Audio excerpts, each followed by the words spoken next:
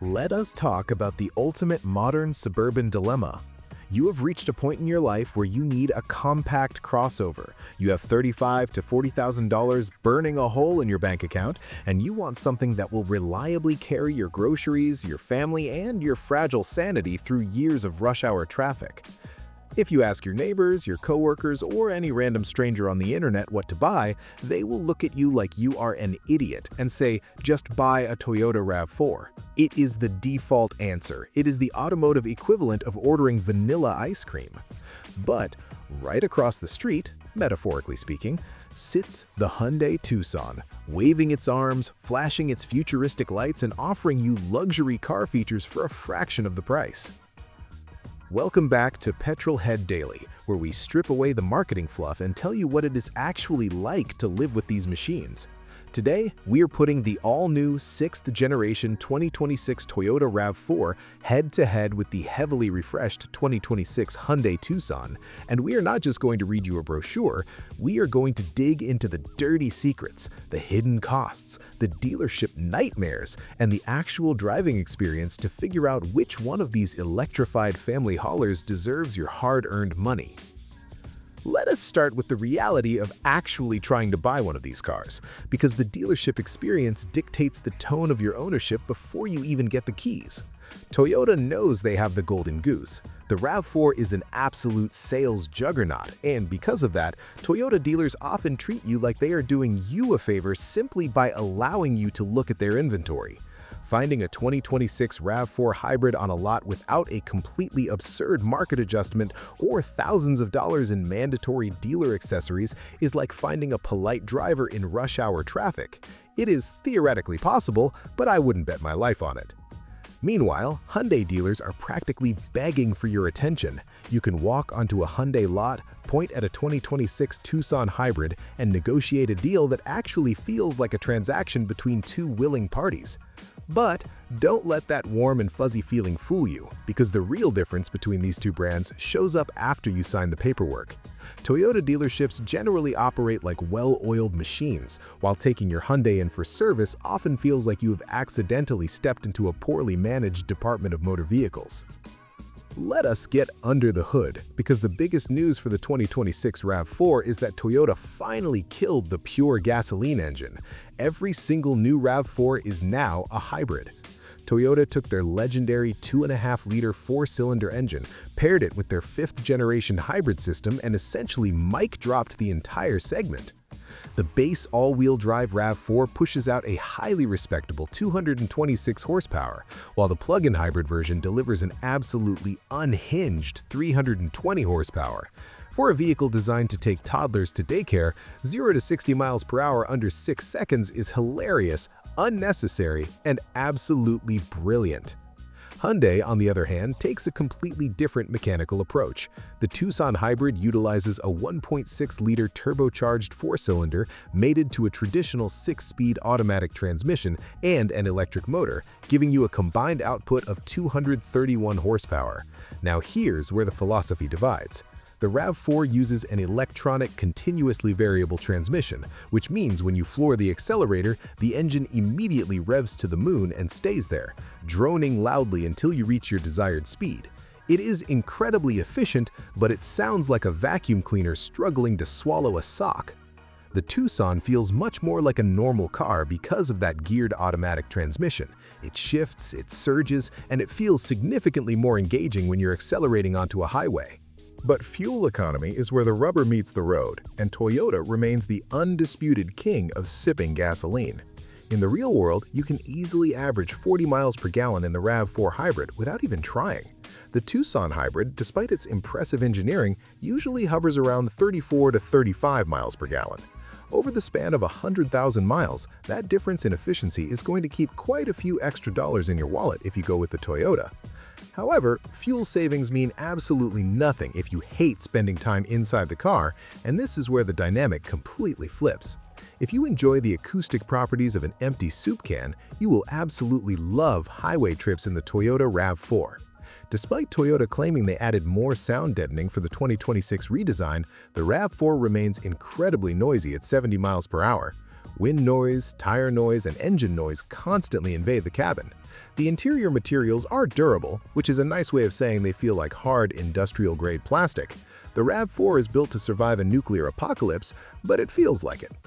Step into the 2026 Hyundai Tucson and you will think you accidentally climbed into a luxury vehicle that costs $20,000 more. The cabin is an insulated vault. At highway speeds, it is whisper quiet. The suspension absorbs potholes and broken pavement with a level of sophistication that the RAV4 simply cannot match. Hyundai completely redesigned the dashboard for this mid-cycle refresh, giving you a beautiful sweeping panoramic display, physical buttons for the climate control, and soft-touch materials almost everywhere your hands naturally fall.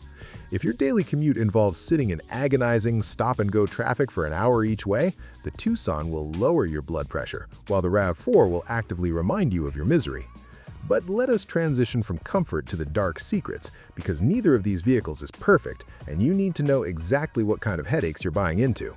Let us talk about Toyota first. Toyota rests on a reputation of bulletproof reliability, and generally they earn it. But the RAV4 Hybrid has a widely documented skeleton in its closet known within the enthusiast community as Cablegate.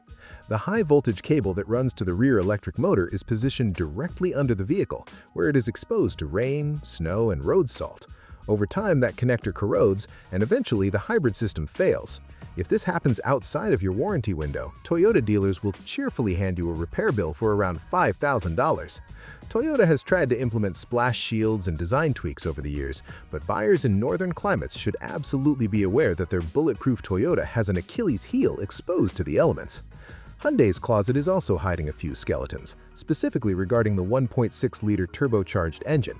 Hyundai engines have a dark history of catastrophic failures, and while this newer SmartStream engine is significantly better, it suffers from a well-documented issue with oil dilution.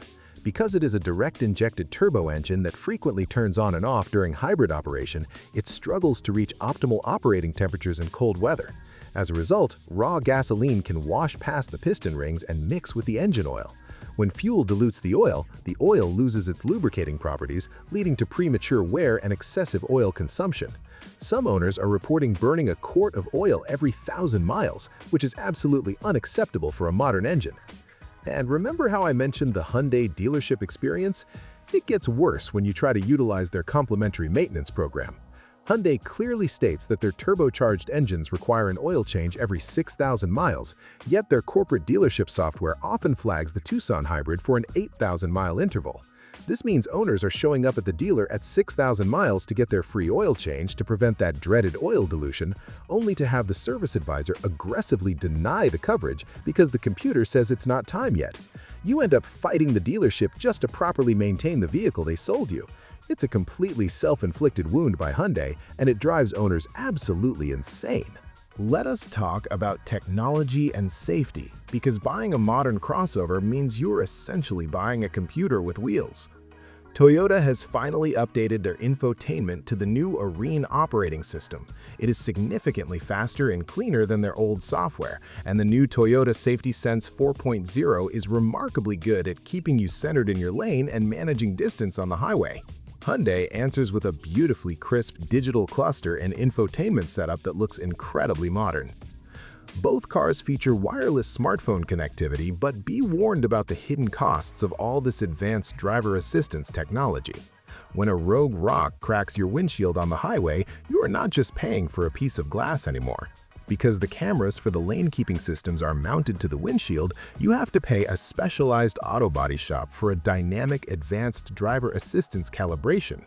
A simple windshield replacement on either of these cars will easily relieve you of $600 to $800. When it comes to practicality, both of these crossovers offer cavernous amounts of space. The Tucson technically offers a couple more cubic feet of cargo room, but the RAV4 has a brilliantly low load floor that makes sliding heavy items into the trunk effortless. If you are regularly hauling camping gear, golden retrievers, or half the inventory of a big box hardware store, neither vehicle will let you down.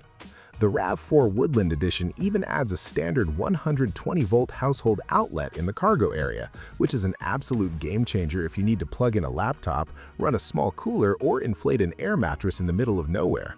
If we look at trim levels to find the best value, the sweet spot for the Toyota RAV4 is undoubtedly the XSE Hybrid.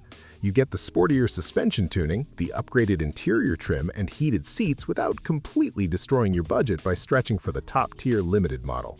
For the Hyundai Tucson, the SEL convenience package is the undisputed champion of value. It gives you almost every luxury feature you actually care about, from the digital dash to the power liftgate, while keeping the price comfortably in the mid-30s. So how do we bring this all together? Which crossover actually deserves a spot in your driveway? The logic ultimately comes down to how long you plan to own the vehicle and what you prioritize on a daily basis. If you view a car as a long-term financial appliance, the Toyota RAV4 is virtually unbeatable. Yes, it is loud on the highway. Yes, the interior feels a bit cheap. Yes, the continuous variable transmission groans when you accelerate, but the RAV4 holds its value like physical gold. A 10-year-old RAV4 with 150,000 miles on the odometer will still command a premium on the used market. You buy the Toyota because you want to put gas in it, perform basic maintenance, and completely forget about it for a decade, knowing that when you eventually sell it, you will get a massive chunk of your initial investment back. Just make sure you keep an eye on that rear hybrid cable. The Hyundai Tucson, conversely, is for the buyer who wants to feel rewarded every single time they slide behind the steering wheel. It is objectively a better car to sit in, a better car to drive, and a much quieter, more refined place to spend your commute.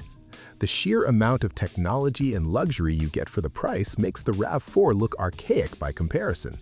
Hyundai backs it up with a 10-year, 100,000-mile powertrain warranty, which provides incredible peace of mind. However, you have to accept that Hyundai depreciation is brutal. The moment you drive the Tucson off the lot, its value drops like a stone. You also have to be vigilant about checking your oil dipstick, and you have to be prepared to firmly advocate for yourself at the service department. The 2026 Toyota RAV4 is the smartest financial decision you can make, but the 2026 Hyundai Tucson is simply the better vehicle to live with every single day. So, the ultimate question I have for you is this: are you willing to sacrifice daily comfort and modern luxury just to appease the gods of depreciation and secure a higher resale value a decade from now? Or is life too short to spend your morning commute sitting inside a noisy plastic box? Let me know which keys you would grab down in the comments, and I will see you in the next one.